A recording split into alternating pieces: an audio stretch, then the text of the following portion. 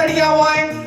પછી ક્યાંક ને ક્યાંક ઘણું મીડિયામાં સોશિયલ મીડિયામાં જોઉં છું કે ટ્રેક્ટર વચ્ચે મેલે અને ટ્રેક્ટરનું ટેપ વગાડીને ઉપર લખે કે એની બેનનું માન રાખીને ટ્રેક્ટરના ડીજેથી રમા. એટલે આપણે બંધ કરાવવાના પહેલા રસ્તા તો કંઈક નાના નાના નીકળી રહ્યા છે, પણ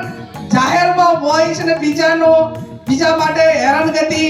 અને વધારે પડતા વોઇસના કારણે કે એની બધીઓ એનામાં જે આપણને જે દહેશત હતી એ ક્યાંક ને ક્યાંક ન થાય એના માટે કે આ બાબતમાં બધા જ આગેવાનો કડક છે એ રીતે કડકાઈ રાખવાની છે. ભેગો કરીને 10 દાડા પછી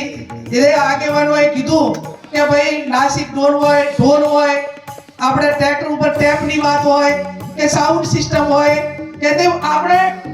એનો અર્થ એ થયો કે એક જ જગ્યા ઉપર રહીને જે વગાડીને મનોરંજનના નાના મોટા કાર્યક્રમો એમના ટ્રેક્ટરના રૂલા થ્રુ થતા હોય તો એમાં સમાજને વાંધો નથી, પણ તમે આ સમાજના સૌ અગ્રગણ્ય આગેવાનો, ઠાકોર સમાજના પાભર તાલુકો વાવ સોઈગામ જે સંસ્થા સાથે સંકળાયેલા છે એવા તમામ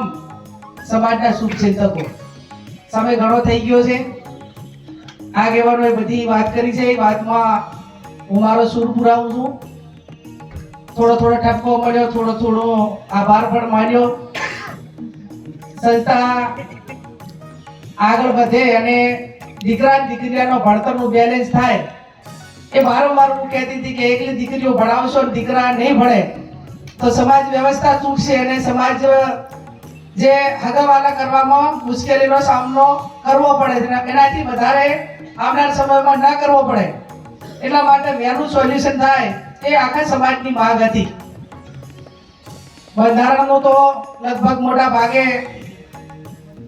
આપણો જે